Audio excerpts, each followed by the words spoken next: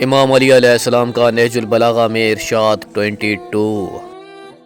خدا کی نافرمانیاں کرنے والو، اگر تم وہ چیزیں آنکھوں سے دیکھ لیتے جنہیں تم میں سے مرنے والوں نے دیکھا تو ضرور کانپ جاتے، پھر آواز حق سنتے بھی اور عمل بھی کرتے۔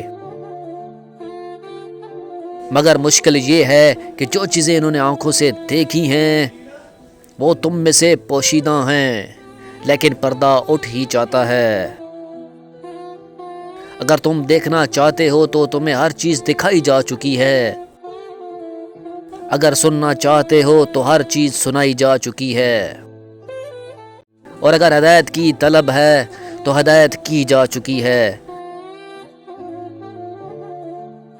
میں سچ سچ کہتا ہوں کہ عبرتیں تمہیں آواز دے چکی ہیں۔